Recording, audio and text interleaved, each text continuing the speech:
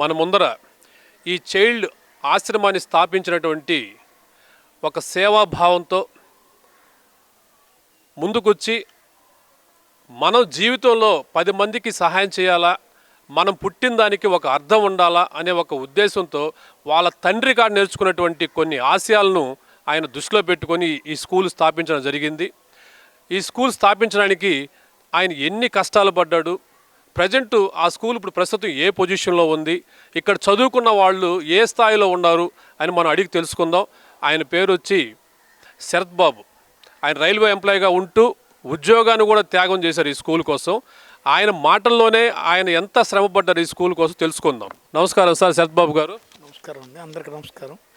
మీ ప్రస్థానం చెప్పండి సార్. అసలు మీరు రైల్వే ఎంప్లాయీగా ఉండి ఎలా మీరు ఈ సేవాభావంలోకి రాగలిగారు? అసలు మీరు ఏ విధంగా ఈ పిల్లల్ని చూడాలి, వీళ్ళకి ఒక స్కూల్ పెట్టాలని మీకు ఎందుకు అనిపించింది? నేను ఒక రైల్వే ఎంప్లాయీ కొడుకుని. మా ఫాదర్ రైల్వేలో డ్రైవర్గా పనిచేశారు. అదృష్టవశాత్తు నేను బిట్రగుంట అనే ఊర్లో జన్మించి పెరిగాను. అది విశాల భావాలకి బిట్రగుంట అంటే మారు పేరు. అంటే కులము, మతము అలాంటి గోడలు అక్కడ నివసించే ప్రజల మధ్య మేము చిన్నప్పుడు ఉండేవి కాదు. అందరూ ఒక కుటుంబం అని పెరిగేటువంటి గొప్ప ప్లేస్ బిట్రగుంట రైల్వే కాలనీ. అక్కడ నేను పెరిగాను. సో మా ఫాదర్కి కొంత ఈ ప్రజలకి తోడ్పడాలి అనే గుణం ఉండేది. ఆయన ప్రతిరోజు ఏదో ఒక మంచి పని చేసి ఇంటికి వచ్చి నేను ఇలాగా ఒక నీళ్ళల్లో మునిగిపోతున్న వాళ్ళని కాపాడానను, లేకపోతే ఒక బిడ్డకి రక్తం ఇచ్చి కాపాడానను, లేకపోతే ఒక కొంట్లో లేకపోతే హాస్పిటల్కి తీసుకెళ్ళాను, అది నేరేట్ చేస్తూ చెప్తూ ఉండేవారు. అది చాలా ఇన్స్పైర్ అయ్యేవాడిని అది విని. నాకు 5వ తరగతిలో గదాధరుడు అని రామకృష్ణ దేవుల వారి పాఠం ఉండేది. దానిలో రామకృష్ణ మిషన్ గురించి ఉండేది. అప్పట్లో డేవిడ్ రాజు గారని హెడ్ మాస్టరు దాన్ని చాలా హృదయంగా చెప్పాడు ఆ పాఠాన్ని. అంటే రామకృష్ణ మిషన్ ఎటువంటి సేవలు చేస్తుంది, వరదలు వచ్చినప్పుడు, ప్లేగ్ లాంటివి సంభవించినప్పుడు ఎలా సేవ చేస్తుంది, వాళ్ళు అన్నీ వదిలేసి సన్యాసుల్లాగా ఎలా సేవ చేస్తారని చెప్పేవాడు అనమాట. వాటన్నీ కూడా నా మనసులో బాగా మానవ సేవయే మాధవ సేవ అని ఆ పాఠంలో చివరన ముగిస్తారు లాస్ట్ పేరాలు. అవన్నీ కూడా తెలియకుండా నాలో చిన్నగా గూడు కట్టుకొని పోతూ వచ్చాయి. తర్వాత నేను వేమన శతకం, భాస్కర శతకం, మా ఫాదరు ఆ రోజుల్లో 5 రూపాయలు అంటే చాలా ఎక్కువ అనమాట. ఒక మాస్టర్ గారికి 5 రూపాయలు ఇచ్చి నాకు 200 పద్యాలు నేర్పించారు అనమాట. వేమన శతకం 5 రూపాయలు ఆయనకి జస్ట్ ఒక గిఫ్ట్ కింద ఇచ్చి ఏదో ఆ రోజు కొద్దిగా బియ్యము అలాంటివి ఒక వాయినలాగా ఇప్పించి నన్ను నేర్పించారు. నేను రోజు ఒక 2 పద్యాలు సుమతి శతకంలో, 2 పద్యాలు వేమన శతకంలో. వాటిలో మీకు మంచిగా బాగా నచ్చినది, మీ జీవితానికి దగ్గరగా ఉన్న పద్యం చెప్పగలుగుతారా? పరనారీ సోదరుడై పరధనముల కాశపడక పరులకు హితుడై పరులు తనను పొగిడిన నిగడక పరులలిగిన అలగనతడు పరుమడు సుమతి. అర్థం కూడా చెప్పండి సార్. పరనారీ సోదరుడై అంటే మనకు కనిపించే ఏ ఆడపాపకైనా మహిళకైనా మనం సోదరుడు అవ్వాలి. ఆమె ప్రాణానికి మన ప్రాణం అవసరమైతే అడ్డిచ్చి ఆమె గౌరవాన్ని కాపాడాలి. పరనారీ సోదరుడై పరధనముల కాశపడక అంటే వేరే వాళ్ళ డబ్బు ఎట్టి పరిస్థితిలో అది ఏ రూపంలో ఉన్నా వేరే వాళ్ళ వస్తువు కానీ ధనాన్ని కానీ మనం స్వీకరించకూడదు. పరధనముల కాశపడక పరులకు హితుడై అందరికీ మేలు జరగాలి. ఇప్పుడు ఎవరు హాస్పిటల్కి తీసుకెళ్తున్నారు, ఆయన బాగుండాలి, ఆయన తగ్గిపోవాలి. ఇదిగో ఈ కుటుంబం ఇప్పుడు ఇబ్బందులు పడుతుంది, వాళ్ళు బాగుండాలి, దేవుడి దేవుడు వాళ్ళకి కలిసి రావాలి అనే ఒక భావన. వాళ్ళు కూడా మనలాగే ఉండాలి. హితుడై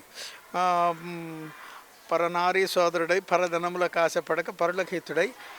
ఈ లక్షణాలు ఉన్నప్పుడు ఏమైందంటే వాడు మంచివాడు అని సమాజం గుర్తించి వాడిని పొగుడుతుంది అన్నమాట. జనరల్లీ ఈ మంచి పనులు చేస్తుంటాడు, అందరిని గౌరవిస్తుంటాడు కాబట్టి కొంత మంచి పేరు వస్తుంది, పొగడతారు. పొగిడినప్పుడు ఏమొస్తుందంటే గర్వం వస్తుంది.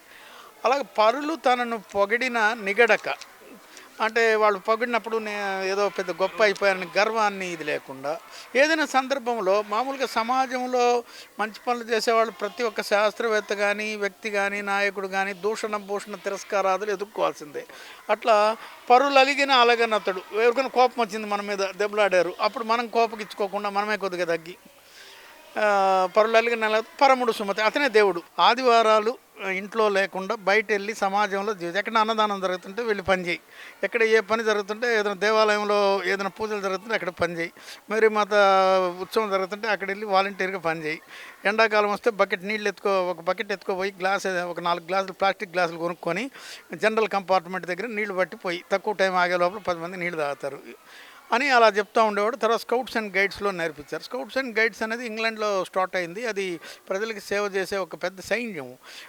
ఒకే మనిషికి ఒక అగ్నిమాపకుడికి ఉండవలసిన తెలివితేటలు, అలాగే ఒక ప్రథమ చికిత్సకుడికి ఉండవలసిన తెలివితేటలు, ఒక జాలరికి ఉండవలసిన తెలివితేటలు, ఒక వంటవాడికి ఉండవలసిన తెలివితేటలు, ఒక హెల్త్ ఇన్స్పెక్టర్కి ఉండవలసినటువంటి తెలివితేటలు, ఒక నేవీ ఆఫీసర్ ఎలాగైతే కంపాస్ని స్టడీ చేస్తాడో ఆ తెలివితేటలు, ఒక ఆర్మీ అధికారి ఏ విధంగా ఒక మ్యాప్ను తయారు చేస్తాడో అది ఆ తెలివితేటలు, అలాగే ఒక గూఢచారి ఎలాగ దారులు కనిపెడతారో ఆ తెలివితేటలు, ఒక ఫారెస్ట్ రేంజర్ ఏ విధంగా మొక్కల గురించి నాలెడ్జ్ ఉంటుందో ఆ తెలివితేటలు అన్నీ ఒక్కడికే ఆ స్కౌట్లో అబ్బడం అనేది జరుగుతుంది. టెలికమ్యూనికేషన్లు విచ్ఛిన్నం అయిపోయినప్పుడు కాగడాలతో జెండాలతో ఏ విధంగా వార్తలు పంపించాలి, అలాంటి ఎన్నో స్కిల్స్ మనం అక్కడ నేర్చుకోవడం జరిగింది. అది ఏంటంటే అందరూ స్కౌట్లో ఉంటారు, కానీ నేను దాన్ని భగవంతుడు ఇచ్చిన దీనివల్ల నేను ఏదైనా సరే ఒక చోట మంచి విషయం ఉంటే అది హృదయపూర్వకంగా నేర్చుకుని దాన్ని ప్రాక్టీస్ చేయడం అనేది నేను చేస్తూ ఉంటాను. సో అలాగా చిన్నతనం నుంచి ఎక్కడ ఏదొచ్చినా, ఈవెన్ నేను స్కూల్లో చదివేటప్పుడు నా స్కూల్ బ్యాగ్లో ఫస్ట్ ఎయిడ్ బాక్స్ ఉండేది. ఎవరికైనా ఆటోలో దెబ్బతే శరత్ ఎక్కడున్నాడు అనేవారు అనమాట. వెంటనే అడిగి కట్టేసేవాడు. నువ్వు వెళ్ళి హాస్పిటల్లో చూపించుకున్నా, ఇంజక్షన్ వేయించుకొని ప్రస్తుతానికి చేసేవాడు. అలా నా జీవితం ఒక సంతోషకరంగా సాగి, అప్పుడు మనం ఈ స్కౌట్ ద్వారా అనేక మంది గొప్ప అధికారులు, అంకిత భావం కలిగినటువంటి సేవా ధురంధరుల దగ్గర అసిస్టెంట్గా పనిచేయడం. ప్రతి మనిషిలో దుర్గుణాలు సద్గుణాలు ఉంటాయి. ఒక్కొక్క మనిషిలో ఉన్న నైపుణ్యాన్ని మాత్రమే మనం స్వీకరించటం అవన్నీ కూడా జరుగుతూ ఉండేది. ఇంటర్మీడియట్ చదివాం. చదువు మీద పెద్ద ఆసక్తి ఉండేది కాదు, సోషల్ వర్క్ మీదే ఆసక్తి ఉండేది. అందువల్ల నేను ఇంటర్మీడియట్ ఏదో బొట్టాబొట్టి మార్కులతో పాస్ అయ్యాను. ఆ తర్వాత నేను రైల్వే డ్రైవర్ అవ్వాలని బొగ్గులో పిట్రగుంటలో బొగ్గు యార్డ్లో ఇంజన్ల మీదకి బొగ్గు మోసేవాడిని. 10 రూపాయలకి 20 టన్నుల బొగ్గు మోయాలి, 10 రూపాయలకి 20 టన్నుల బొగ్గు అన్లోడ్ చేయాలి. మా నాన్న కూడా ఏమనేవాడు కాదు, ఎందుకురా అంత కష్టపడతావు అనేవాడు. సరే అలా పనిచేస్తూ ఎలా డ్రైవర్ అవ్వాలి అని అనుకున్నాను. తర్వాత మా నాన్నగారు వారిచ్చారు, నువ్వు డ్రైవర్ అయితే సోషల్ వర్క్ చేయలేవు, అందువల్ల దీనిలో నుంచి విడిపోయి మళ్ళీ డిగ్రీలో చేరమని చెప్పారు. నేను డిగ్రీలో చేరాను. వరదలు వచ్చినాయని ఒకసారి, విషాహారం వచ్చిందని ఒకసారి, పరీక్షలప్పుడు ఎక్కడో ఇలాగ గొడవలు జరిగితే సేవ అవసరమైతే అక్కడ పోయి పనిచేయడం వల్ల చదువు తాత్కాలికంగా ఆగిపోయింది. ఫెయిల్ అయ్యాను, బీఎస్సీ ఫెయిల్ అయ్యాను. అప్పటికే రైల్వే సర్వీస్ కమిషన్ రాసినాను. భగవంతుడి దయవల్ల రైల్వేలో ఆఫీస్ క్లార్క్గా బిట్రగుంటాను. నేను పుట్టిన ఊర్లోనే వచ్చింది, అక్కడే వచ్చింది. సో ఇదివరకు డబ్బు లేకుండా చిన్న చిన్న కార్యక్రమాలు చేస్తుండేవాడు. మా నాన్నగారు ఏంటంటే, నువ్వు మ్యారేజ్ అయినంత వరకు ₹1 కూడా ఇంట్లో ఇవ్వద్దు, అన్నీ సేవకే ఖర్చు పెట్టు అని చెప్పేవారు.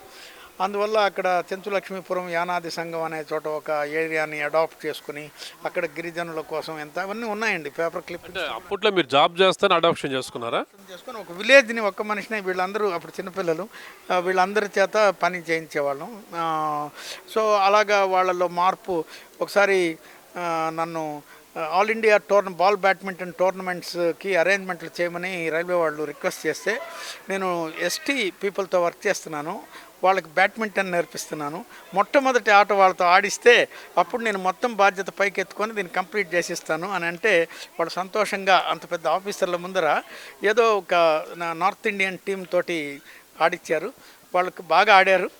తర్వాత ఆట గెలవాలి కాబట్టి వాడిని కట్లు కొట్టి అలవాటు లేని ఇది చేసి మేము గెలిచాం, సారీ అని వాళ్ళు నార్త్ ఇండియన్ చెప్పారు. పర్వాలేదు, మా వాళ్ళు అసలు ఆ ట్రైబల్స్ 10 మందిలోకి రావాలని సిగ్గుపడే వాళ్ళు అంతమందిలో వచ్చి ఆడడమే గొప్ప అని. అలాగే ఒక గేమ్ నేషనల్ లెవెల్లో ప్రారంభ గేమ్ రైల్వే ఇన్స్టిట్యూట్లో ఆడారు. సో అలాగా ఒక జీవనమే వేరే వాళ్ళకి తోడ్పడాలి అనే భావన పెరిగిపోయింది. నేను ఏం చేసినా అది వేరే వాళ్ళకి తోడ్పడే విధంగానే ఉండేటట్టుగా నా జీవితాన్ని నేను మలుచుకున్నాను. మీరు క్రమశిక్షణతో వచ్చారు, మీకు గవర్నమెంట్ ఉద్యోగం వచ్చింది, మీ ఫాదర్ కూడా గవర్నమెంట్ ఎంప్లాయ్ అనుకుంటున్నారు. హ్యాపీగా జీతంతో మీరు మీ కుటుంబం బతకకుండా ఇంత పెద్ద శ్రమని మీరు ఎందుకు తల మీద పెట్టుకున్నారు? అసలు మీకు ఎందుకు ఇలాంటి ఆలోచన వచ్చింది? అది భగవత్ ప్రేరితం అని నేను అనుకుంటాను సార్, అంతే. అంటే అది మనిషికి మామూలుగా రాదు. ఎవరైనా మీరు చెప్పినట్టే సాయంత్రానికి ఇంటికి వెళ్ళిపోయి ఒక వేడిగా తిని పడుకుని, లేకపోతే ఏదో అప్పట్లో ఈ టేప్ రికార్డ్, టీవీలు లేవులండి, టేప్ రికార్డ్ లాగా వెంట ఈ జాక్ అని ఉండేది తలకి పెట్టుకొని, వాక్మెన్ ఏదో అలాగా అందరు ఎంజాయ్ చేసేటప్పుడు అది ఉండేది కాదు. ఆ వీధి చివర ఒక ఉంది, ఆమెకు అసలు అన్నం దొరికిందో లేదో అని ఆ రాత్రిపూట మళ్ళీ లేచిపోవాలనిపించేది. ఏదో బ్రెడ్ తీసుకుపోయి ఆ ముసలమ్మకి ఇవ్వాలనిపించేది అనమాట.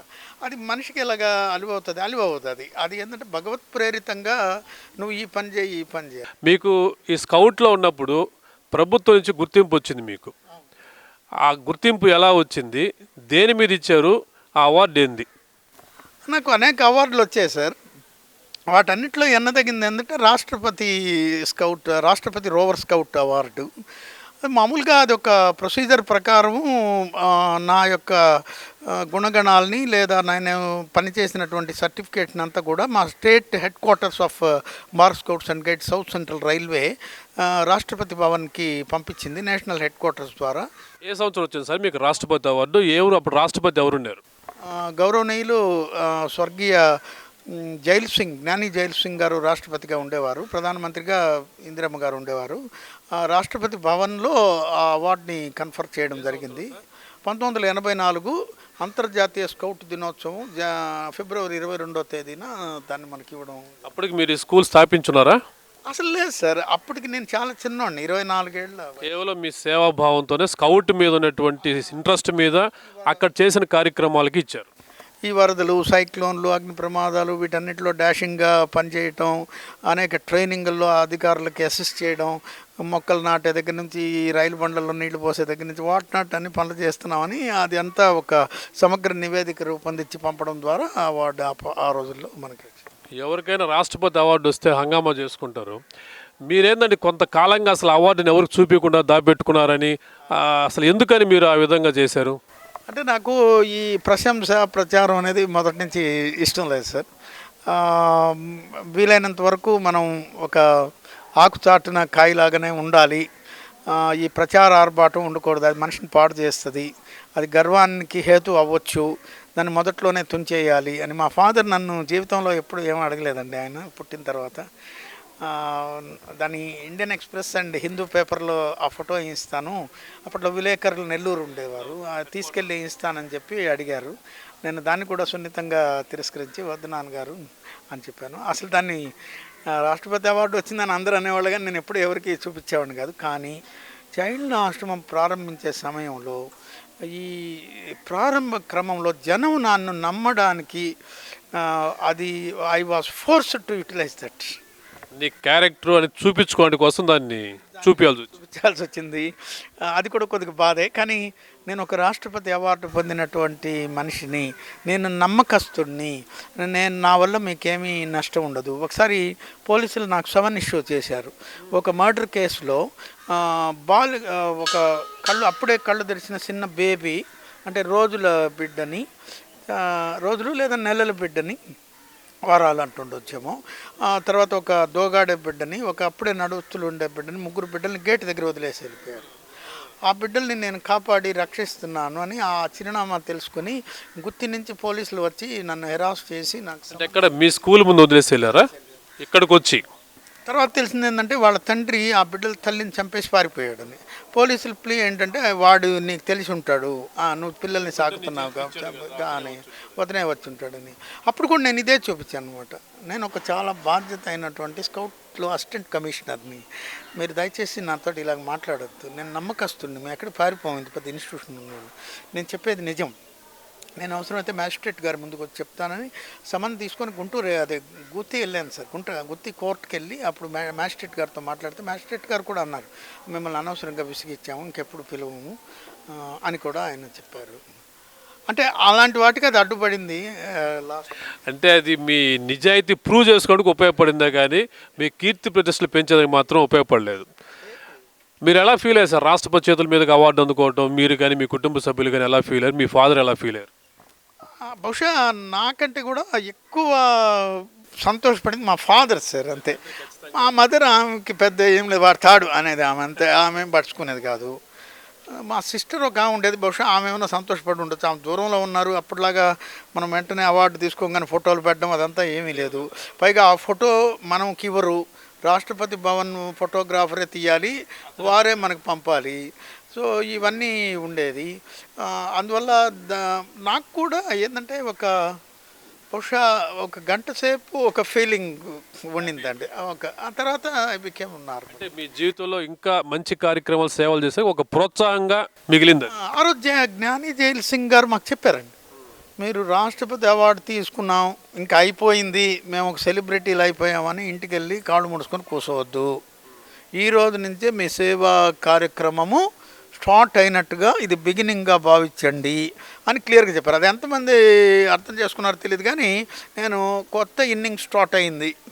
అక్కడి నుంచే మీ మనసులో ఒక బీజం పడింది. ఇప్పటి వరకు మనం ఆడింది ట్రైలర్, ఇప్పుడు రియల్ గేమ్ ఆడవలసి వస్తుందని ఆటగాళ్ళు అనుకున్నట్టుగా అదొక తెలియకుండా అది నేనేం ఆలోచించలేదు, బట్ అది నా మనసులో అలాగే ఎంటర్ అయింది. మాకు తెలిసి కూడా మీరు మొదటి నుంచి ప్లాట్ఫామ్ మీద ఉన్నటువంటి అనాథ పిల్లల్ని చేరదీస్తున్నారని చెప్పి మేము విన్నామండి. అప్పుడు ఇంత పెద్ద ఆశ్రమం కూడా లేదు ఇక్కడ, పలానా దగ్గర ఆశ్రమం ఉంది, శరత్ బాబు అని అతను రైల్వే ఎంప్లాయీ వాళ్ళందరినీ తీసుకొచ్చి ఇక్కడ పెడుతున్నారని విన్నాం మేము. మీకు ఎందుకు అనిపించింది అంటే ప్లాట్ఫామ్ మీద ఉన్న పిల్లల్నే తీసుకురావాలా అని? మీరు రైల్వే ఎంప్లాయీగా ఉండి అక్కడ తిరుగుతున్నారు కాబట్టి వాళ్ళని చూసి మీరు ఇన్స్పైర్ అయ్యారా, లేకపోతే వాళ్ళు పడుతున్నటువంటి బాధలు, వాళ్ళు ఎదుర్కొంటున్నటువంటి కష్టాలు చూసి అలాంటి సంఘటనలు ఏమైనా మిమ్మల్ని కలిచివేసాయా? ఒరిజినల్లీ రాష్ట్రపతి అవార్డు వచ్చిన తర్వాత నన్ను సెలబ్రిటీలాగా చేశారు మా వాళ్ళందరూ.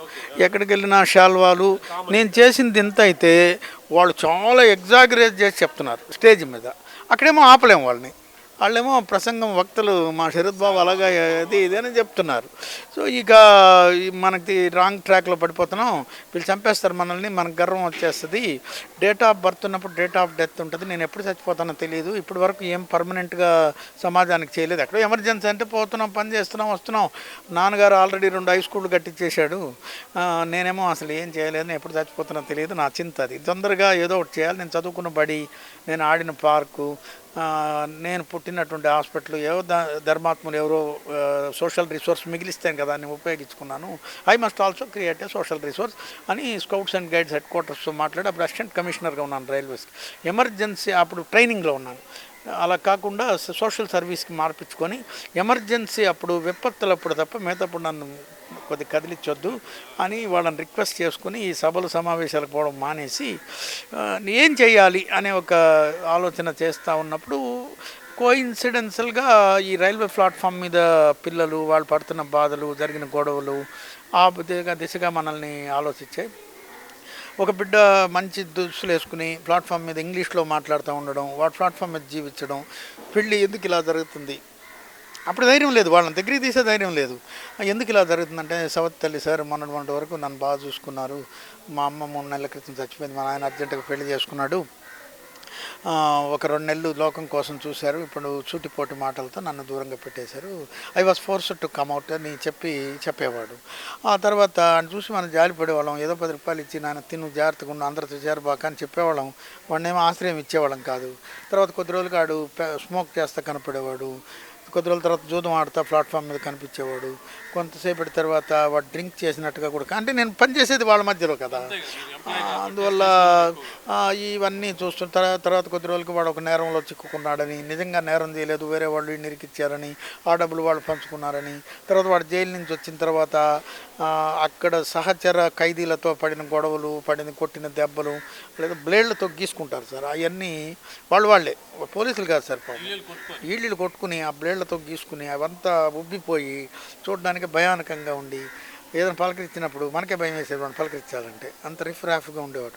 అప్పుడు ఏముంది మాస్టర్, ఇంకేముంది, నన్ను ఏం కొడతారు, ఏం చేస్తారు, నేను దొంగనే, నా పేరు వేలు ముద్రలని తీసేసుకున్నారు, పోలీసు రికార్డుల ప్రకారం నేను దొంగతనం చేయకపోతే దొంగనే, కాబట్టి నేను దొంగగానే ఉంటాను. తర్వాత వాడు పెడ్లర్గా, అంటే రైల్లో రహస్యంగా బ్రాందీ బాటిల్ అమ్మడం, ఇలాంటి పనులు చేయడం, ఇవన్నీ కూడా మనం చూస్తూ ఉండేవాడు.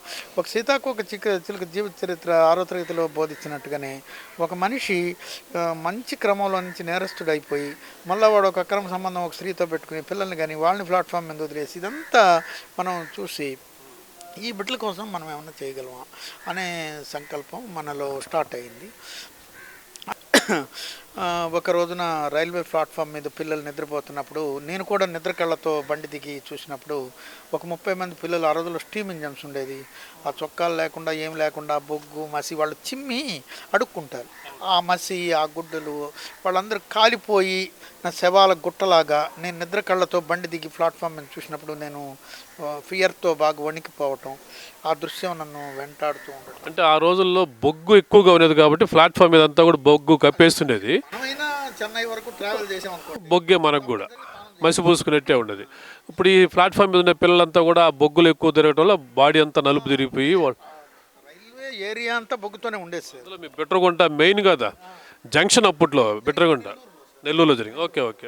అప్పుడు ఆ చనిపోయిన కాలిపోయిన శవాల గుట్టలాగా కనిపించి నేను బాగా ఫియర్తో, నేను అసలు భయస్తుండే కాదు మామూలుగా, చూసేదానికి మైల్డ్గా ఉన్న ధైర్యస్తుండే, బాగా వణికిపోయానండి నేను. తర్వాత ఆ దృశ్యము నన్ను చాలా కలిచివేసి దాదాపు 3 నెలల పాటు ఒక నీడలాగా వెంటాడుతూనే ఉండింది. తర్వాత అప్పుడు చాలా బాధపడ్డాను నేను, ఈ బిడ్డల భవిష్యత్తు ఇలాగుంది, ఎవరు పట్టించుకోవటం లేదు. తర్వాత ఒక బాలికని, నేను రైల్వే డ్యూటీలో ఉన్నాను, నాతోటి విలువైన రైల్వే రికార్డ్స్ ఉన్నాయి, ఆ రికార్డ్స్ని వదిలిపెట్టి నేను ఏం దిగలేను, అనేక మంది సమూహంలో నా లగేజ్ ఉంది, అది రైల్వేది, నేను రైల్వే డ్యూటీలో ఉన్నాను, I was not suppose to go out, అలాంటి రికార్డ్స్ ఉన్నాయి, ఒక ఫోలియో మిస్ప్లేస్ అయినా కూడా జైల్లో పెడతారు, అటువంటి ప్రమాదమైన రికార్డ్ తీసుకుని బయలుదేరి వెళ్తున్నాను. ఒక బాలిక అండి, ఒక 8-9 సంవత్సరాలు ఉన్న బాలికని ఈ ప్లాట్ఫామ్ మీద హాకర్సు ఆమెని అసభ్యంగా ప్రవర్తిస్తూ చాలా చెల్లించిపోయాను. ఆ పాపని రకరకాలుగా లైంగికంగా బహిరంగంగానే వేధిస్తున్నారు, ఎవరు పట్టించుకోవటం లేదు. నేనేమో కొద్దిగా దూరంలో ట్రైన్లో ఉన్నాను, నా ట్రైన్ కదలిపోతుంది, అది చూసి నేను చాలా చెల్లించిపోయాను. యాంత్రికంగా ఆఫీస్లో రికార్డు అప్పచెప్పిన తర్వాత దాదాపు 6 days I could not stand up place, నిలబడి మామూలు మనిషి కాలేకపోయాను. నాకే దిష్టి తగిలింది, ఏదో అయింది అని మా ఇంట్లో వాళ్ళందరూ దిష్టిలు తీయడం అది ఇది అన్నీ చేస్తూ ఉన్నారు. విషయం నాకు తెలిసి నేను ఎవరికి ఏం చెప్పుకోలేదు. ఇంకా ఐ డిసైడెడ్, అది ఫ్లిక్కరింగ్ పాయింట్, నేను ఇప్పుడు ఈ బిడ్డల్ని చూసి ఇలా బాధపడడం కంటే వాళ్ళని కలుసుకొని వాళ్ళతో జీవిస్తూ వాళ్ళని దగ్గరికి తీసి అప్పుడున్న బాధలు పడడం మేలేమో అనే ఒక నిర్ణయం వచ్చింది.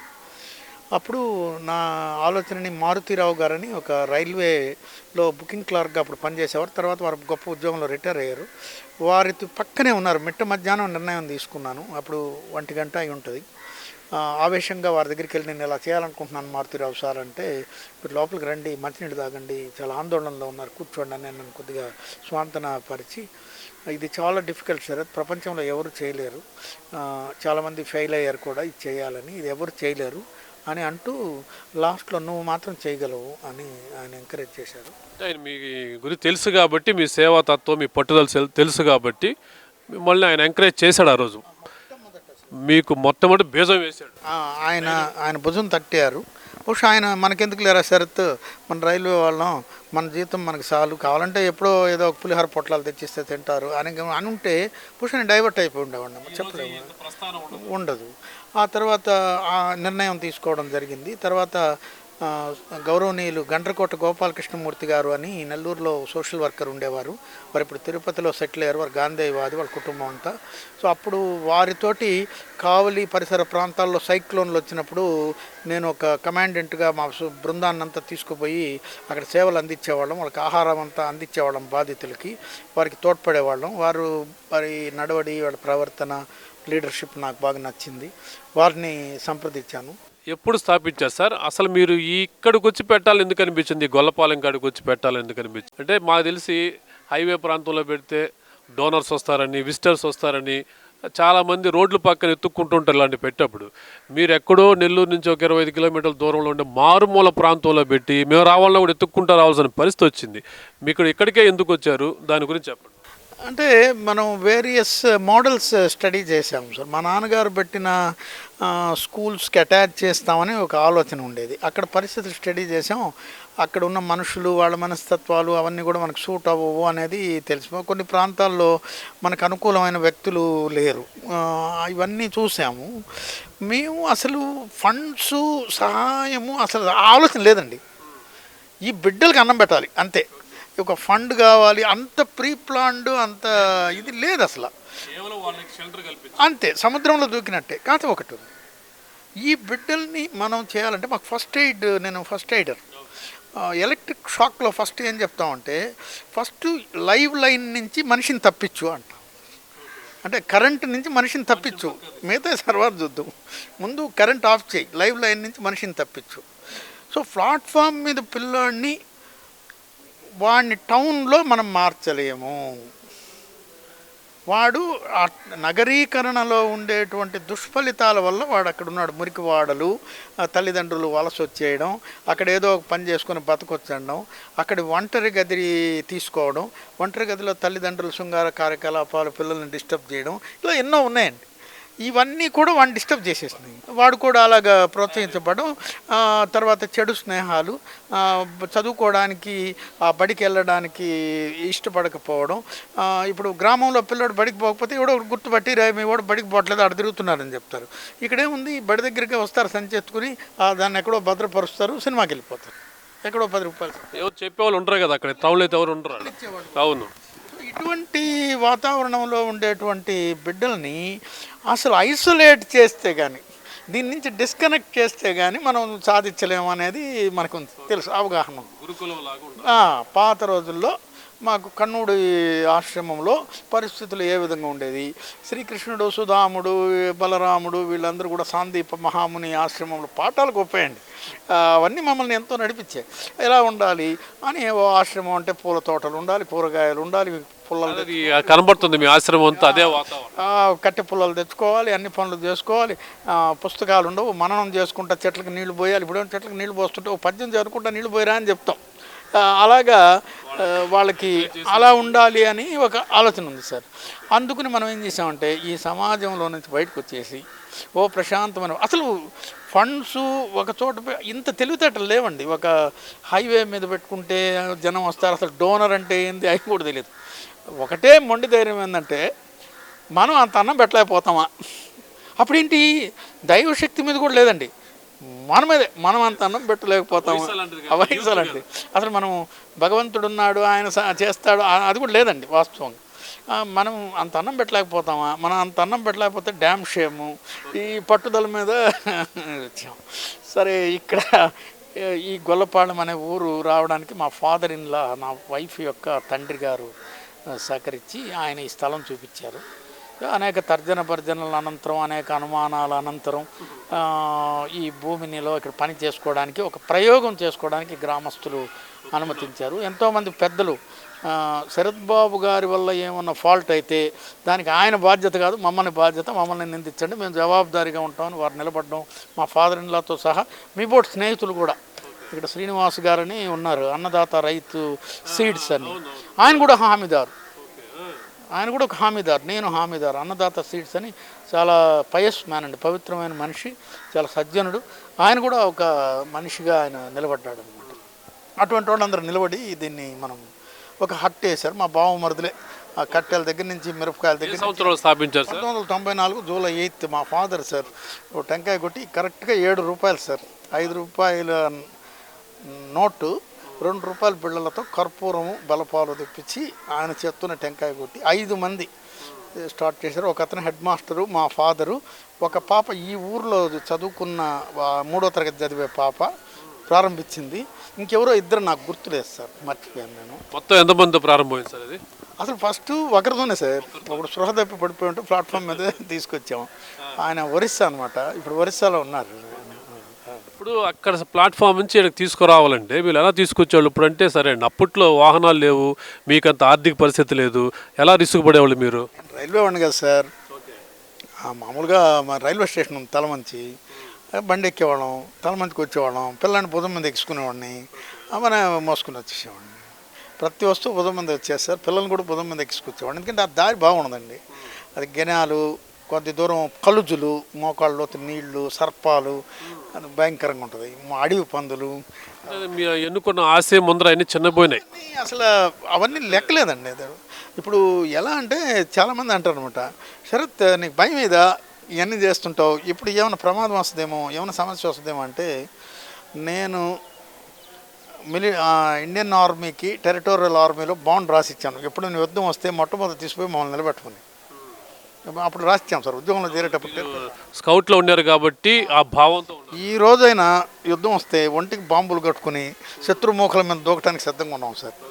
మా ప్రార్థన ఏంటంటే స్కౌట్లో మాతృభూమి వతనికి వాస్తే జీనా, వతనికి వాస్తే మర్నా, వతన్ ఫర్ జాన్ ఫిదా కర్నా, ప్రభు హంకో సికాదేనా. అంటే మాతృభూమి కొరకు జీవించాలి, మాతృభూమి కొరకు మరణించాలి, మాతృభూమి కొరకు ప్రాణాలు అర్పించాలి. ఓ ప్రభు అది నేర్పు. మాకు బిల్డింగులు, బంగ్లాలు, పదవులు ఇవన్నీ ఏం అవసరం, డబ్బులు ఏం అవసరం, మాకు ఏం నేర్పుతామంటే ఇప్పుడు ఉంది సార్ స్కౌట్ స్కూల్స్లో పెడుతున్నారు ఎక్కడైనా? అది కొద్దిగా పలుచబడింది సార్, లేదని చెప్పలేం, పలుచబడింది. ఇక్కడ మాత్రం ఉంది, సజీవంగా ఉంది, స్ట్రాంగ్గా ఉందని నేను కాదు సార్. గౌరవనీయులు ఒకప్పుడు ఆర్థిక శాఖ మంత్రి సర్ప్రైజ్ విజిట్ చేశారు సార్. ఆయన అశోక గజపతి రాజు గారు. ఆయన అంటే పార్టీలు అవన్నీ కాదు, అప్పుడు వారు మంత్రి.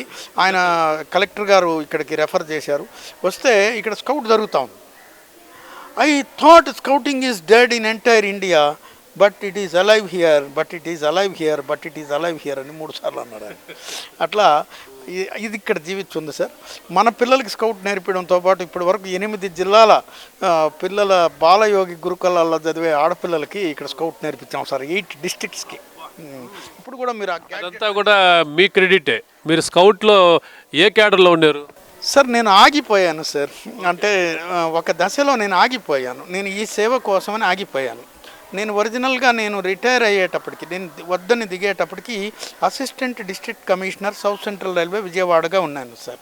చాలా గ్రేట్ కదా. ఒరిజినల్గా నేను నేషనల్ హెడ్ క్వార్టర్స్కి సెలెక్ట్ అయ్యాను సార్. 5 మంది, మొత్తం 108 మంది ఎగ్జామ్ రాసాం సార్. నేను ఒక్కడే సెలెక్ట్ అయ్యాను సార్. నాకు కూడా లోపం ఉంది సార్, అదేంటంటే హిందీ మాట్లాడలేను, చదవగలను, రాయగలను.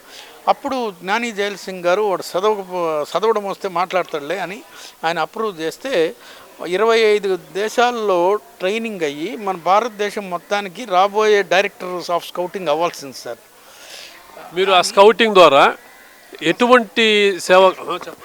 అప్పుడు నేను వెళ్ళాను సార్ జాయిన్ అవ్వడానికి. మా రైల్వే ఒప్పుకోలేదు.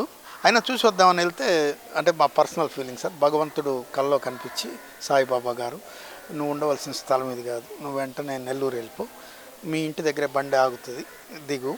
ఆ బండి, నేను ఎక్కిన బండి మా ఊర్లో ఆగదు, నీకోసం బండి కూడా లేట్ అవుద్ది 2 గంటలు, నువ్వు వెళ్ళి టార్సీలో బండి ఎక్కి ఇంటికి వెళ్ళి దిగి ఇంటికి వెళ్ళు అన్నారు. అదేవిధంగా బండి ఆగటం, నేను దిగటం, ఇంకా 2 సంవత్సరాలు 3 సంవత్సరాలు ఏం సూచన లభించలేదు. బహుశా ఆయన నన్ను ఈ పనికి ఎంపిక చేశారు. అందువల్ల లేకుంటే ఇప్పుడు మన కంట్రీకి చీఫ్గా ఉండవలసిన వాడిని. అలా జరిగిపోయింది. మీరు ఎంతోమంది పిల్లలు తీసుకొచ్చారు ఇక్కడికి, వాళ్ళందరినీ కూడా చూసుకొనటికి తర్వాత వాళ్ళతో మీరు ఎన్ని సమస్యలు ఎదుర్కొన్నారు? ఇక్కడ పెట్టిన తర్వాత గ్రామస్తులు వాళ్ళు ఏమైనా ప్రాబ్లం ఎదుర్కొన్నారా? ఎట్లా జరిగింది? ఆ పిల్లలు మీరు చెప్పినట్టు వింటున్నారా? ఎందుకంటే వాళ్ళు సార్, గ్రామస్తులు, ప్రతి గ్రామస్తుడు కాళ్ళకు కూడా నమస్కారం చేయొచ్చు సార్. ప్రతి చిన్న బిడ్డకి, పెద్ద బిడ్డకి, మహిళకి, ఎవరికైనా కూడా కాళ్ళకి నమస్కారం చేయొచ్చు. అంత గొప్పోళ్ళు సార్ ఈ గ్రామస్తులు. ఇంకా దాంట్లో రూల్డ్ అవుట్, ఇంకేం వేరే మాట. అసలు సహకారం అనే కాదు సార్, వాళ్ళు నా దృష్టిలో దేవుళ్ళు.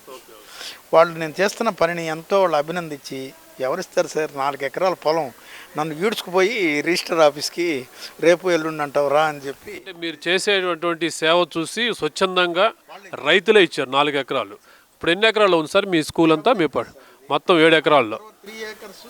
అది చాలా ఎక్కువ విలువ చేస్తుంది సార్, 4 లక్షలు చేస్తుంది ఎకరా. నేను అడిగాను, వేరే వాళ్ళు కూడా 4 లక్షలకి అడుగుతున్నారు. 3 ఎకరాలు ఉండింది, మాకు రాము సార్ కావాలి, డబ్బులు కాదు అని చెప్పి నాకు ఇచ్చారు. రాము అని కూడా అంటారా? Sarath Babu, Ramachandra Sarath sir. Many people called me as Ramudu అని సార్. పిల్లలే ప్రాబ్లమాటిక్ పిల్లలు సార్. సమస్య అంటే ఆ రోజు సమస్యలు ఉన్నాయి, ఈరోజు సమస్యలు ఉన్నాయి. నెల్లూరు జిల్లా జాయింట్ కలెక్టర్ గారు ఒకరోజు మాట్లాడుతూ సోషల్ వర్కర్లందరినీ సమస్య చెప్పమని చెప్పారు. అందరూ కొండవీటి చాంతాడు అంత ప్రెసిడెంట్ ఆఫ్ ఇండియా కూడా సాల్వ్ చేయలేని సమస్యలు పాపం జేసీ గారికి చెప్తున్నారు. అది అందరికీ తెలుసు, ప్రెసిడెంట్ ఆఫ్ ఇండియా కూడా ఆ సమస్య సాల్వ్ చేయలేరని. కానీ వాళ్ళు చెప్తున్నారు. నేను ఒక్కడిని తూగుతా ఉన్నాను. ఏమైనా శరత్ బాబు అలా తూగుతావు నా మీటింగ్కి వచ్చి అన్నాడు. ఏముంది సార్, ఆకలి అవుతుంది, మీటింగ్ అయిపోయింది కదా అందుకే తూగుతున్నాను.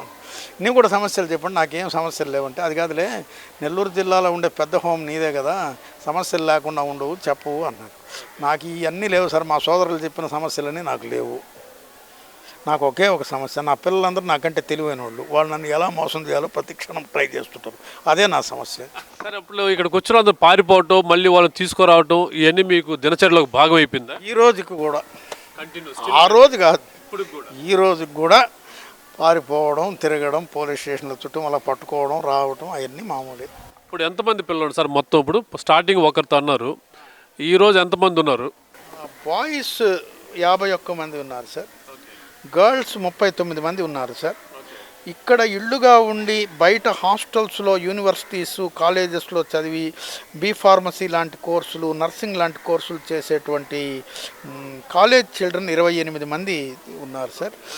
కోచింగ్లో వచ్చేసి ఒక ఇద్దరు ఉన్నారు సార్. అంటే చదువు అయిపోయింది, ఉద్యోగాల కోచింగ్లో మొత్తం 128 మందికి యాజ్ ఆన్ డేట్ మేము వాళ్ళకి వసతి సౌకర్యాలు, విద్యా వసతి సౌకర్యాలు, అన్న వస్త్రాలు కల్పిస్తున్నాం. హాస్టల్లో ఉన్నా కూడా మనం ఫీజులు కట్టి, మెస్ బిల్లులు కట్టి పోషించుకుంటాం. ఈ స్కూల్కి సార్ ఈ ప్రహరీ కానీ ఈ బిల్డింగ్ కానీ ఎలా మీరు గవర్నమెంట్ సహకారం అందించిందా, ఎట్ చేశారు మీరు?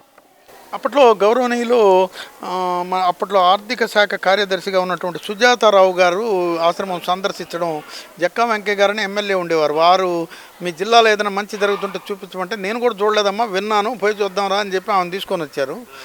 వెంటనే నేను ఒక గంటన్నర లోపల కలెక్టరేట్కి రా అని వెళ్ళిపోయింది. అంతా చూసి ఈ ఫోటో తీసి పెట్టుకో, ఎందుకంటే ఈ హట్ చాలా అవసరం అయింది నీకు అని చెప్పింది. నాకేం అర్థం కాలేదు.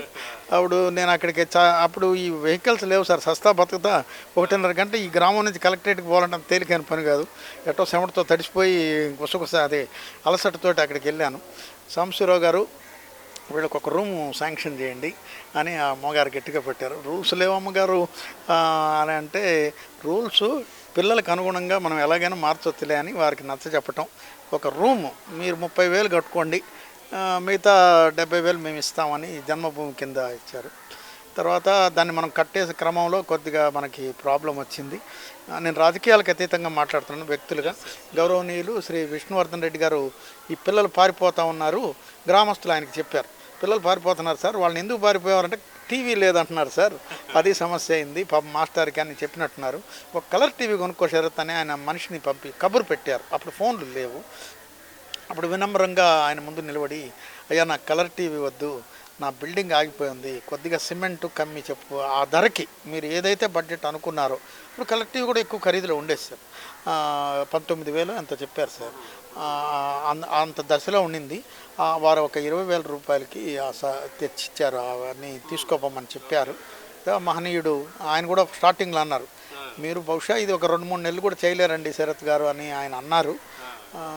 అప్పుడు కూడా ఆయన అంటారు, నేను ఆ రోజు అలా అన్నాను, ఆయన పాజిటివ్గానే అన్నారు. అంటే వర్క్ యొక్క ఇంటెన్సిటీ చూసి వారు పెద్దవారు కాబట్టి తెలుసు కాబట్టి ఇప్పుడు కూడా ఆయన మెచ్చుకుంటుంటారు. నేను అన్ని రోజులనే అన్నాను, ఇన్ని రోజులు జరుగుతూ ఉందని. వారు ఎప్పుడన్నా వచ్చినప్పుడు ఆశీర్వదించిపోతూ ఉంటారు.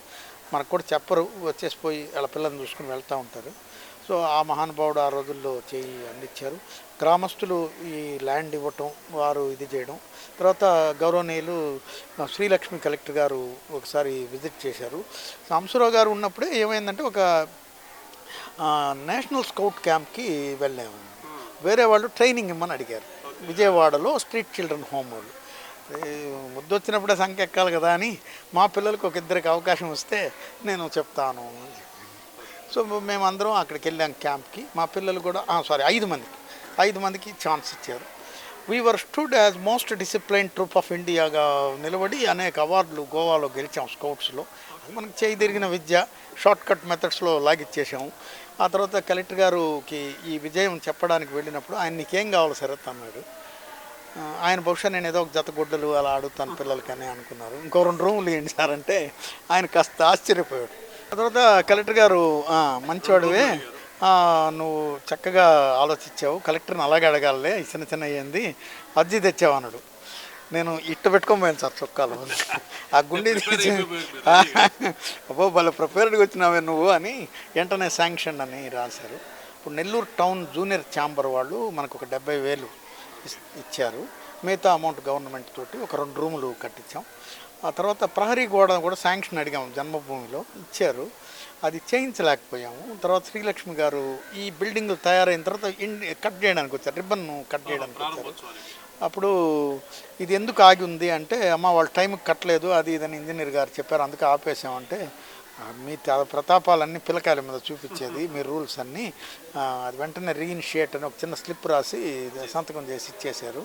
ఇప్పుడు ఈ బిల్డింగ్ కట్టడానికి అప్పుడు మస్తానయ్య గారు పాలిటిక్స్లోకి రాలేదు, మామూలుగా వ్యాపారిగా ఉన్నారు. అప్పుడు ఆ 70% ఇస్తాను విధ మస్తాన్ రావు గారు, అప్పుడు పాలిటిక్స్లోకి రాలేదు ఆయన, మామూలు బయట వ్యక్తిగా దానశీలిగా ఉన్నారు. అప్పుడు కలెక్టర్ గారుతో వచ్చారు ఆయన, నేను ఇస్తానమ్మా అని ఆయన ప్రామిస్ చేశారు. ఈ గోడకి పడినటువంటి ఆ 30% వారు ఇచ్చారు. వాళ్ళు ఇచ్చారు. ఇప్పుడు మీరేంటి సార్ డిఫరెంట్గా ఈ డ్రెస్ ఏంది, మీరు ఎందుకు ఇలా ఉండరు, ఏం దీని మీద ఏమన్నా ఒక కథ ఉందా, దీని వెనకాల ఏమన్నా? చైల్డ్ ఆశ్రమంలో ప్రతి దాని వెనకాల ఒక కారణం, ఓ అనుభవము లేదా ఒక సందర్భం ఉంటుంది సార్.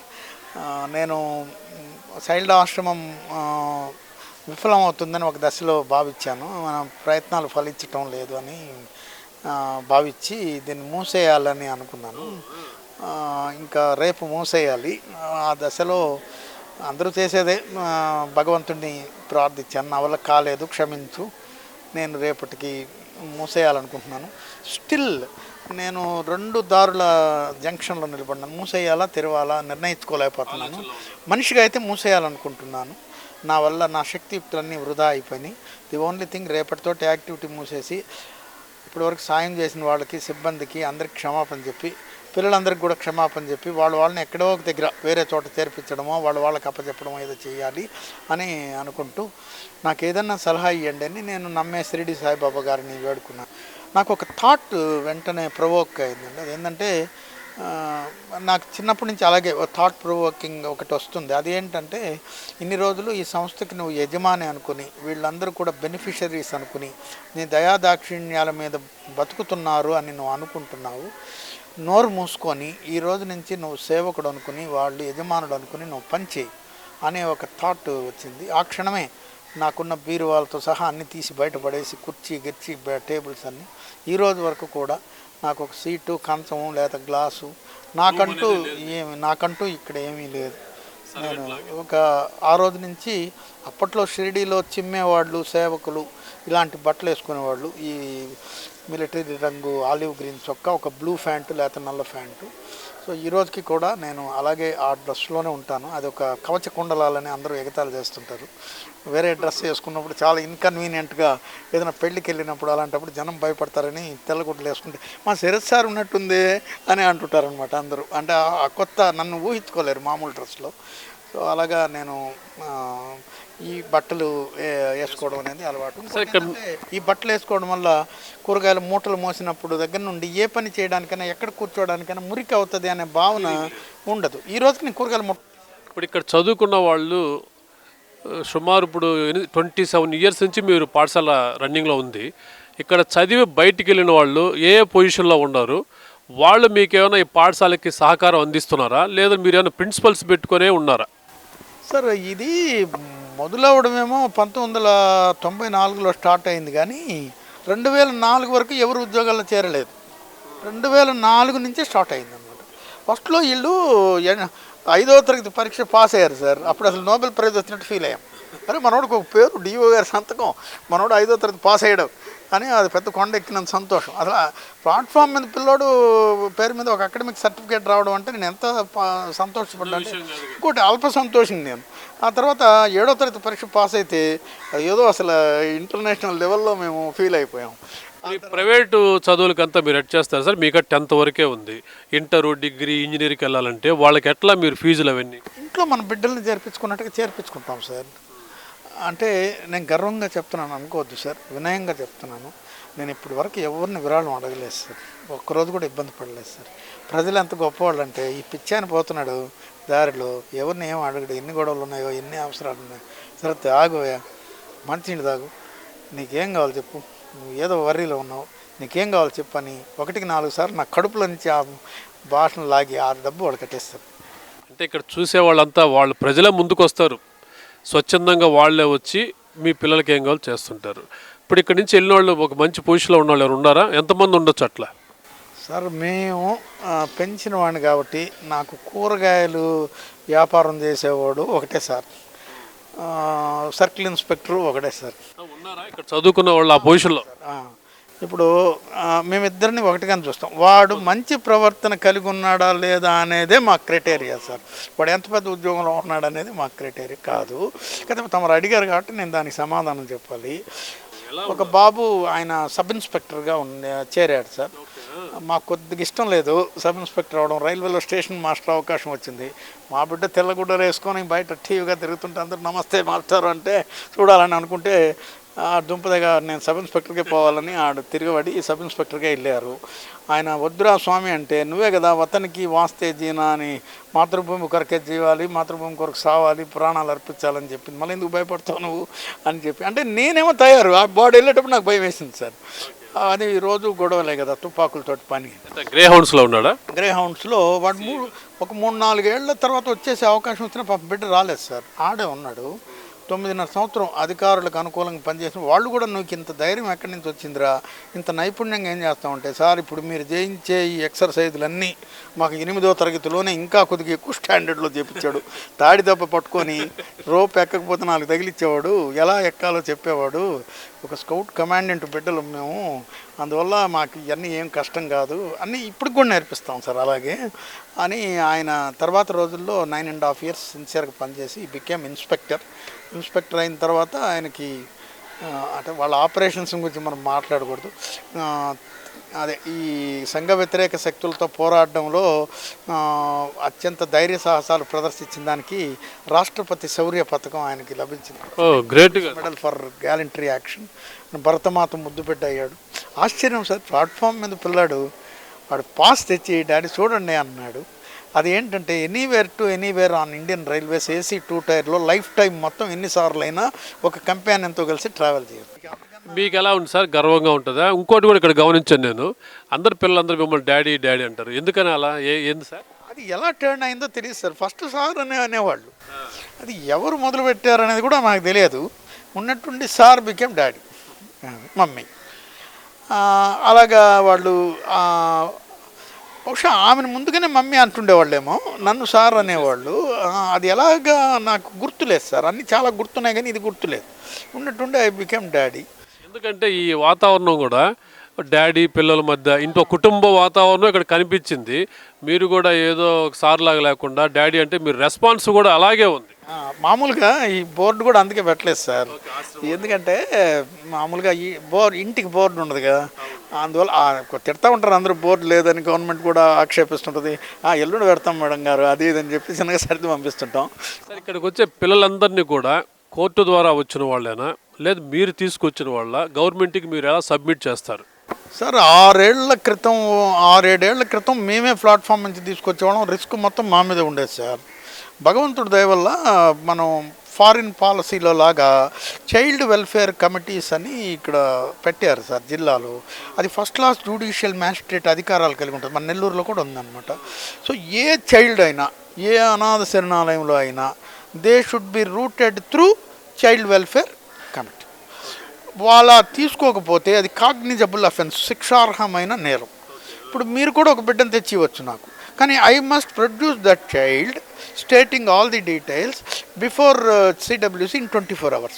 ప్రతికూల వాతావరణాలు, మనకు కరోనా లాంటివి ఉన్నప్పుడు at least they should be produced through WhatsApp video call. వాళ్ళ అప్రూవల్ ఉండాలి సార్ లోపలికి రావాలంటే. ఇప్పుడు ఏమన్నా బిడ్డ వస్తే లోపలికి రానివ్వు, వాడేటో చెట్టు దగ్గర కూర్చోబెట్టి బిస్కెట్ ఇచ్చి, లేదా ఆహారం ఇచ్చి, మంచినీళ్ళు ఇచ్చి, మ్యాజిస్ట్రేట్ గారికి తెలియజేసి, అప్పుడు చైర్మన్ గారికో మెంబర్కో తెలియజేసి అప్పుడు లోపలికి తీసుకుంటాం. ఎస్. ఇప్పుడు మీ జీవితాన్ని అంతా సాక్రిఫైస్ చేశారు మేము అనుకుంటున్నాం, కానీ మీరేంటంటే ఇది ఒక ఇష్టమైన వృత్తిగా మీరు దీంట్లోకి వచ్చారు. అందువల్ల మీకు ఏ బాధ కూడా తెలియట్లేదు. ఎన్ని కష్టాలు పడ్డా కూడా మీరు హ్యాపీగా నెట్టుకుంటూ వస్తా ఇంచుమించు ఇంతమంది పిల్లలకు ఒక డాడీగా వాళ్ళందరికీ ఒక జీవితాన్ని ఇచ్చారు. చాలా సంతోషంగా ఉంది సార్. దీంట్లో ఈ కార్యక్రమంలో మీ కుటుంబం ఎలా సహకరించింది? ఫస్ట్లో మా ఆవిడ భయపడేది సార్. అంటే ఈ జనం బెదరగొట్టేవాడు, మీ ఆయనకి పిచ్చి ఇవన్నీ చేస్తున్నాడు, రేపు నిన్ను కూడా వదిలిపెట్టేస్తాడేమో అని అనేది.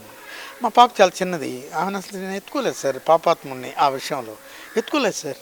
అంటే నేను పోయేటప్పటికి ఆమె నిద్రపోతుండేది, నేను ఆమె నిద్ర లేకముందే వచ్చేసేవాడిని, ఎప్పుడో కనిపించేవాడిని, కనీసం ఎత్తుకోలేదు. ఇప్పుడు కూడా నాకు ఆ విషయం అనుకుంటే కళ్ళనీళ్ళు పడిపోతాయి అనమాట. సరిగ్గా అందరి ఫాదర్స్ లాగా కనీసం ఎత్తుకోలేదు. మామూలుగా చదివించాను సార్. కనీసం ఆశ్రమంలో చదివించే పిల్లలకి అంత ఆహారం ఆమెకి ఇవ్వలేదు, అటువంటి బట్టలు ఆమెకి ఇవ్వలేదు, అటువంటి సౌకర్యం ఆమెకు కల్పించలేదు. ఈరోజు నన్ను అందరూ చెప్తూ ఉంటారు, Narayanamma daddy rich daddy, Ayesha daddy rich daddy అని. అంటే వాళ్ళకి అంత సౌకర్యం చేస్తామని నారాయణమ్మ డాడీ రిచ్ డాడీ ఇలాగ నన్ను చెప్తూ ఉంటారు. పాపం బిడ్డకి ఏం చేయలేదండి. అంటే నేను కామన్ రైల్వే ఉద్యోగస్తుని. నాకు వచ్చే అంత జీతంలో ఎంత జాగ్రత్తగా ఉన్నా అంతో ఇంతో ఖర్చు అయిపోయి అప్పులు పాలై వాటి కట్టుకుంటా అడ్జస్ట్ చేసుకుంటా ఉండవలసి వచ్చేది. మాకంటూ ఒక హార్డ్ లైఫ్ సార్. కాకపోతే మా ఫాదర్కి నాకు ఒకటే తేడా సార్.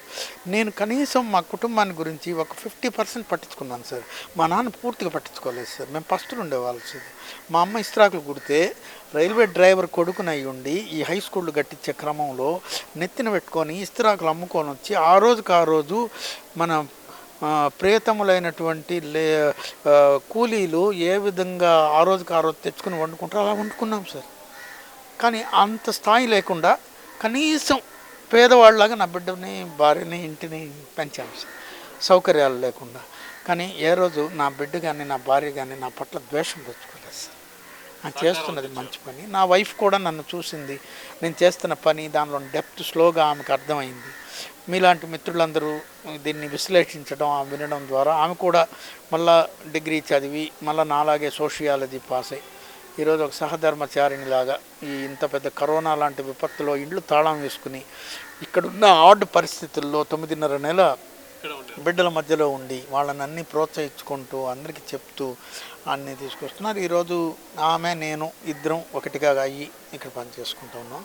మా పాప నాయన నువ్వు నన్ను ఎత్తుకోకపోలేదు బాధపడబాక, జీవితంలో ఎలా నిలబడాలో చెప్పావు, నేను ఎవరో చెప్పావు, నేను ఎలా ఉండాలో చెప్పావని ఆమె అన్నీ తాను అమెరికా పోయి చదువుకొని వచ్చింది.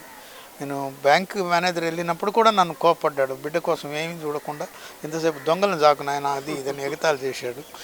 అందరూ స్టేట్ బ్యాంక్ ఆఫ్ ఇండియా వాళ్ళు పెద్ద షూరిటీలు అవన్నీ పట్టించుకోకుండా నాగేంద్ర గారని ఉన్నారు సార్, మా పెట్టుకుంట నివాసి, వారు లోన్ ఇచ్చారు. వాడు తాడు బంగారం నేను కూడా ఎగ్గొట్టి వెళ్ళిపోతే ఎలా చేస్తావు నువ్వు అని పై అధికారులు అడిగినప్పుడు మా అన్న ఎగ్గొడితే నేను కడతాను అన్న మహానుభావుడు. అయితే భగవంతుడి దయ వల్ల మా పాప లోన్ అంతా తీర్చేసింది సార్. మేము బ్యాంకుకు కూడా వెళ్ళి నమస్కారం పెట్టి కృతజ్ఞత తెలియజేసి వచ్చాం. ఈ రోజుకి ఆమె అమెరికాలో ఉన్నాను. ఆయన నువ్వు చేస్తున్నది మంచి పని, మీరు రాబాకండి ఈ కరోనాలో ఈ పరిస్థితుల్లో, ఎంతసేపు బిడ్డలకు తోడుగా ఉండండి, వాళ్ళని రక్షించండి. మీరు పోయిచ్చారు, అమెరికా పోయిచ్చారా? అయ్యా నేను కుక్క పిల్లని గొలుసేసి కట్టేసినట్టు ఆడకు పోలేను, ఎక్కడికి పోలేను. గౌ గౌ అంటే ఏడు తిరుగుతూ ఉండాల్సిందే. కుక్కని కట్టేస్తే ఎలాగా అరుస్తూ ఉంటుందో అంతే. ఇదే ప్రపంచం. అది మ్యాక్సిమం పోతే పిల్లల కోర్టు నెల్లూరు, కూరగాయల మార్కెట్టు, లేకపోతే ఈ ఆడపిల్లలే. సార్ ఇప్పుడు మాకు తెలిసి జిల్లాలో ఇలాంటి వాతావరణం ఉండి మీరు ఏమనుకున్నా కూడా, అంటే మీరు డాడీ ఉన్నారు కాబట్టి మా భాషలో ఒక అనాథ పిల్లలను తీసుకొచ్చి మీరు ఇక్కడ ఈ స్థాయికి తీసుకొచ్చారు. ఇంకా ఒక 100 మంది పిల్లలకి ఇక్కడ సౌకర్యం కల్పించడానికి ఆస్కారం ఉంది. ప్రభుత్వం కూడా మీకు అలాంటి అవకాశం కల్పించింది. ఇక్కడ మెనూ కూడా చూసాం, ఉదయాన్నే మీరు జీడిపప్పు, ఖర్జూరం, వేరుశెనగ పెడుతున్నారు. మధ్యాహ్నం మంచి భోజనం పెడుతున్నారు. మేము కూడా తిన్నాం ఇక్కడ, సాంబార్ అన్నీ రుచిగా ఉన్నాయి. ఇంత వసతులు కల్పించినప్పుడు ఇంకొక 100 మందికి ఆస్కారం ఉంది. వాళ్ళు వస్తే మీరు చూసుకోగలుగుతారా? 1000 మంది నేను చూసుకుంటాను సార్. దేవుడు నాకు ఆ శక్తి ఇచ్చాడు. గర్వంగా చెప్తున్నాను అనుకోవద్దు, వినయంగా చెప్తున్నాను. అలాంటి బిడ్డలు ఉండకూడదని కోరుకుంటాం, ఉంటే బాధపడకూడదని నేను అనుకోవడం ఏంటంటే, నేను బతికి ఉండగా మీలాంటి మిత్రులు నాకు తోడుండగా, ఒకడు నేను అనాథని, నాకు అన్నం లేదు, నాకు నీడ లేదు, గుడ్డ లేదు, చదువు లేదు అంటే అది dam shame an hour part. మన తెలివితేటలు వేస్ట్. ఎందుకు నేను మీరు గమనించాను, మీతో మాట్లాడేటప్పుడు కూడా ఎక్కడో కూడా ఇక్కడ చదివే పిల్లలు అనాథలు అనే ఉద్దేశం రానియకుండా మీరు చూస్తున్నారు. మేము మాట్లాడితే కూడా మీరు వారిచ్చారు అక్కడ, ఎందుకంటే వాళ్ళకి ఆ ఫీలింగ్ రాకూడదని. చాలా బాగా చూసుకుంటాం, మాకు సంతోషం వేసిందండి. అయితే ఇప్పుడు సమాజంలో కొంతమంది ఎన్నో సంఘటనలు ఎదుర్కొని బయట వస్తున్నారు. అలాంటి వాళ్ళకి మీరు షెల్టర్ ఇస్తారు. ఇప్పుడు అనాథనాథుడు అని భగవంతుడికి పేరు, ఏ మతంలో అయినా సరే. కాబట్టి భగవంతుడు ఉన్నాడు అని మనం నమ్మితే వేరే వాడిని అనాథ అనకూడదు. వాడు మన ప్రియతముడైన సోదరుడు సోదరి అని మనం అనుకోవాలి. కాబట్టి వాళ్ళని హ్యూమిలియేట్ చేయకూడదండి. అనాథ నేను ఏక్ దిన్ కా సుల్తాన్ లాగా 3 నెలల పాటు ఫస్ట్ క్లాస్ జ్యుడిషియల్ మ్యాజిస్ట్రేట్గా నెల్లూరుకి పనిచేశాను. సిడబ్ల్యూసి చైర్పర్సన్గా. అది it is nothing but first class judicial magistrate. ఆ టైంలో నేను అందరి మీద ఒత్తిడి తెచ్చి నేను చేసిన ఒకే ఒక పని ఏంటంటే, అనాథ శరణాలయాలను బోర్డు తీసేయండి ఆయన అని, నయానా భయాన చెప్పి తీయించి పిల్లల ఆశ్రమాలు అని పెట్టండి అని చెప్పడం జరిగింది. అనాథని మనం ఎవరిని అనుకోడు సార్. మోస్ట్ వాడిని గుచ్చి ప్రశ్నించడం, నువ్వు అంటే తండ్రి ఎవరు, తల్లి ఎవరు, ఏమైంది అని మనం అడగకూడదు సార్. అది వేరే సోర్సెస్లో ఏమన్నా ఉంటే ఆ పెద్దవాళ్ళని అడిగి తెలుసుకోవాలి. కానీ అది హ్యూమిలేట్ అవుతాడు, హర్ట్ అవుతాడు. నేను ఒక అనాథ. ఇప్పుడు మనం చాలామంది నాకు గర్వము, పాత వాడిన గుడ్డలు ఇవ్వడు, అది ఇది అంటారు. వాడిన గుడ్డలు ఇచ్చినప్పుడు ఏమైంది? శరత్ గారు మీరు అనాశరణాలను పెట్టండి కదా, మా ఇంట్లో వాడిని గుడ్లు ఉంటాయి, మంచి అండి తీసుకొని వెళ్ళండి అది ఇది అంటారు. Sir no. కొన్ని సందర్భాల్లో నో అనలేని వాళ్ళు ఉంటారు. నోరు మూసుకొని తీసుకుని వచ్చి దాన్ని జాగ్రత్తగా పెట్టి ఇంకెక్కడైనా సద్వినియోగం చేయడానికి. ఇక్కడుండే పిల్లలకి మాత్రం పాత గుడ్డలు కానీ స్టోర్ బియ్యం కానీ పెట్టరు. కాదు, ఇస్తే ఎవరైనా బిడ్డలకి మన ఇంట్లో బిడ్డల్లాగా వాళ్ళకి భోజనాలు, ప్రతి పండక్కి కొత్త బట్టలు మీరే గుట్టిస్తారు. అలాగే ఈ లెఫ్ట్ ఓవర్ ఫుడ్స్ ఉంటాయి కదా సార్, ఈ కరమంత్రాల్లో భోజనాలు మిగిలినాయి అని చెప్తుంటారు. అటు వాళ్ళు కూడా హర్ట్ అవ్వకుండా ఆల్రెడీ వంట అయిపోయిందన్నా, ఈ రోజుకి ఇంకెవరికైనా ఇచ్చాడన్నా అది ఇది అని చెప్తారు. అంటే మన బిడ్డకి మనం కరమంత్రంలో మిగిలిన అన్నం పెట్టలేదు సార్. ఇక్కడ ఏంటంటే ఈ పిల్లలు నేను పెట్టి తిండి కోసం లేరు సార్. మా డాడీ ఈ ప్రపంచం అంతా నన్ను వ్యతిరేకించిన ఒక సమర్థించేవాడు ఉన్నాడు, 0/0 వచ్చినా కూడా వెరీ గుడ్ అని కావులిచ్చుకునేవాడు ఒకడు ఉన్నాడు అనే దానికి ఇక్కడ ఉన్నారు సార్. నేను పెట్టే ఆహారం కోసం వాళ్ళు అక్కడికి. మీరు మా ఛానల్ ద్వారా ప్రజెంట్ ఉన్నటువంటి సమాజంలో కొన్ని రుగ్మతల వల్ల ఇలాంటివన్నీ మీరు చూస్తున్నారు, అబ్జర్వ్ చేస్తున్నారు, అనుభవించారు. మీరు ఏమైనా చెప్పాలనుకుంటే ఒక మెసేజ్ ఇవ్వండి సార్. ఈ స్టార్ టీవీ 9 టీవీకి నమస్కారం, కృతజ్ఞతలు. మీకు కూడా ఇంత ఓర్పుగా ఇవన్నీ చేస్తున్నందుకు సార్. ఇందాక చెప్పిన మాటే సార్, మనం అందరం ఉన్నప్పుడు ఒక బిడ్డ నేను అనాథని అని బాధపడితే అది dam shame on hour part. Me channel ద్వారా నేను రిక్వెస్ట్ చేసేది ఏంటంటే, మేము మీకు ఒక అడ్వర్టైజ్ చేసే అంత శక్తి లేని వాళ్ళం, ఒక అడ్వర్టైజ్మెంట్ ఇవ్వలేము మీకు. మీరు ఎన్నిసార్లు వీలైతే అన్నిసార్లు ఒక ఉద్యమం లాగా మీరు 1000 మందిని తీసుకురండి, తల్లిదండ్రులు ఇబ్బంది పడే పిల్లలు, నేను సాగుతాను సార్. ఎలా సాగుతానంటే, మీ టీవీ ఛానల్ మళ్ళా నేను ఫలానప్పుడు వెళ్ళి ఈ బిడ్డను చేర్పించాను, వీడు 10 పాస్ అయ్యాడని వరుస పెట్టి మీరు చూపించుకునేటట్టు, వీడు ఉద్యోగం అయింది, వీడికి పెళ్ళి అయింది అని చెప్పేంతవరకు కూడా మేము సాగుతాం సార్. అది నాకు నా మీద ఉన్న విశ్వాసం కాదు సార్, భగవంతుడి మీద ఉన్నటువంటి నమ్మకం, నా సమాజం, నా చుట్టూరు ఉన్న సమాజం మీద ఉన్న నమ్మకం. Good medicine needs no label.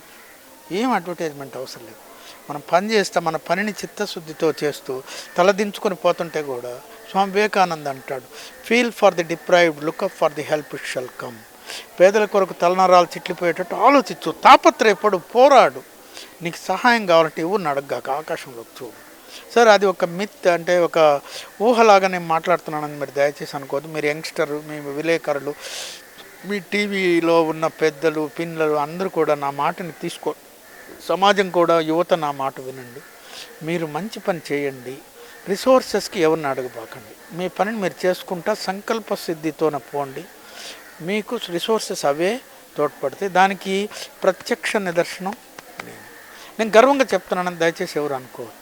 ఈ మంచి మెసేజ్ని నేను మీకు ఇస్తున్నాను సార్. ఒక మనిషికి ఒక 5 లక్షణాలు ఉన్నట్టయితే భగవంతుడు ఎమ్మటే ఉంటాడు సార్. అది ఏమిటి అంటే డిటర్మినేషన్, నేను ఈ పని చెయ్యాలి. తర్వాత డిస్క్రిమినేషన్, ఏ పని తప్పు ఏ పని రైట్. తర్వాత డెడికేషన్, అంకిత భావం. తర్వాత డివోషన్, ఇదే భక్తి, ఇదే దేవుడు. నన్ను అడిగితే మామిడి గుడికి పోయి ఆ టెంకాయలు కొట్టాలా, అదేంది కీర్తన చేయాలా, పద్యం చేయాలా, అర్చన చేయాలా. దేవుడు గుడిలో ఎక్కడున్నాడే లేడు, మన చుట్టూరే ఉన్నారు వాళ్ళందరూ దేవుడు అని చెప్తూ ఉంటాను. అది ఎంతోమంది మహాత్ములు చెప్పారు, మనం చెప్పేది ఏం కాదు. సో ఈరోజు ఇదే పని దేవుడు, ఇదే నాకు ఇక్కడున్న ప్రతి చిన్న పని దేవుడే నాకు. లాస్ట్ డిస్పాషన్, ఈ 5 ఉండాలి సార్. డిస్పాషన్ అంటే వైరాగ్యం, ధనరాశుల మధ్య విరాగి అయి, శత్రువుల మధ్య శాంతుడై మనగలిగిన వాడే మహాత్ముడు అని చెప్తున్నాడు. వైరాగ్యం, ధనరాశుల మధ్య విరాగి. నాకేం కావాలి?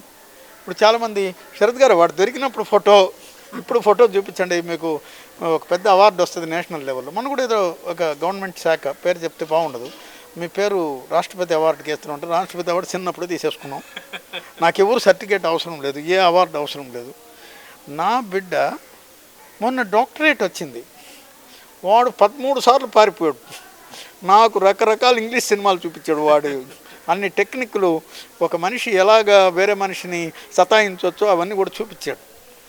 వాడు దేవుడి దయవల్ల ఆ 13 సార్లు ఊర్లో వాళ్ళందరూ వారిచ్చారు, నీకు సిగ్గు లేదు, వాడికి సిగ్గు లేదని జనం అందరూ చీకొట్టారు. కానీ వాడు నా బిడ్డ, నేను కాకి పిల్ల కాకికి ముద్దని, వాడు నాకు ముద్దే. వాడిని తీసుకొని వచ్చి సాక్కున్నాను సార్. ఈరోజు 30వ తేదీ 29వ తేదీ అక్టోబర్ వాడికి డాక్టరేట్ వచ్చింది ఆర్గానిక్ కెమిస్ట్రీ, అత్యంత టఫ్ సబ్జెక్ట్లో, మాలిక్యులర్ సైన్సెస్లో. అతని పేపర్ దిద్దినవాడు చెకోస్లోవేకియా అని ఒక దేశం ఉండేది, అది రెండుగా చెక్ రిపబ్లిక్, స్లోవియాగా విడిపోయింది. దానిలో ఒక నోబెల్ ప్రైజ్ రారేటు ఈ పేపర్ దిద్దాడు. ఇప్పుడు జాతీయ ఇన్స్టిట్యూట్లో, నేషనల్ ఇన్స్టిట్యూట్ ఆఫ్ టెక్నాలజీ సూరత్కల్, మ్యాంగ్లూర్లో సైంటిస్ట్గా ఉన్నారు. ఇంక నాకు అంతకన్నా అవార్డు. జీవితంలో ఒక ఆశయంతో పనిచేస్తే ఆ ఆశయం ఎంతవరకు తీసుకెళ్ళిపోద్దడానికి శరత్ బాబు గారి నిదర్శనం. ఒక చిన్న హట్టుతో ఈరోజు 100 మంది పిల్లలు, 100 మంది పై వరకు పిల్లలకి ఆయన తండ్రిగా మారాడు. ఒక విధంగా చెప్పాలంటే రాష్ట్రపతి ఇచ్చినటువంటి అవార్డు కన్నా డాడీ అనే పిలుపు చాలా గొప్పది. ఆయన దాన్ని ఎంతో తృప్తిగా ఆ మాటతో ఈ పిల్లలందరినీ కూడా తన సొంత బిడ్డల్లాగా చూసుకుంటారు. ఇలాంటి గొప్ప వ్యక్తి ఇంకా 1000 మందికైనా సరే నేను వాళ్ళు చూసుకోగలను అని ఆయన అంటున్నాడు. ఆయన జీవిత ఆశయం అది. ఇలాంటి వ్యక్తిని మనలాంటి వాళ్ళు ప్రోత్సహించాలి. ఇలాంటి ఆశయంతో ముందుకెళ్తున్నటువంటి వారి సమాజం కూడా గుర్తించి ఇక్కడ ఉన్నటువంటి కొంతమంది పిల్లల్ని వాళ్ళు దగ్గర చూసుకుంటే ఆయనకు భారం ఉంటుంది. 62లో కూడా ఆయన 16 ఏళ్ల పిల్లోళ్ళలాగా పరిగిస్తున్నాడు. ఇది మనం చూస్తున్నాం. ఆయనకు ఆ అలసట లేకపోవచ్చు, కానీ ఇది కలకాలం నడవాలి కాబట్టి దాతల్ని మేమే పిలుస్తున్నాం. దాతలు వచ్చి ఇక్కడ ఉన్నటువంటి ఈ పాఠశాల వాతావరణాన్ని చూసి స్వచ్ఛందంగా ముందుకొస్తే బాగుంటుందని మేము పిలుపునిస్తున్నాం. ఈరోజు స్టార్ 9 తర్వాత ఒక మంచి గెస్ట్ని తీసుకున్నాం. ఆయన ఆశయాన్ని చూసాం. శరత్ బాబు గారు లాంటి వ్యక్తిని కలుసుకోవటం మాకెంతో ఇన్స్పిరేషన్ కలిగింది. మాకు కూడా మా ఆశయానికి కూడా ఆయన ఇచ్చినటువంటి మెసేజ్ ఉపయోగపడింది. Thank you sir. నమస్కారం సార్.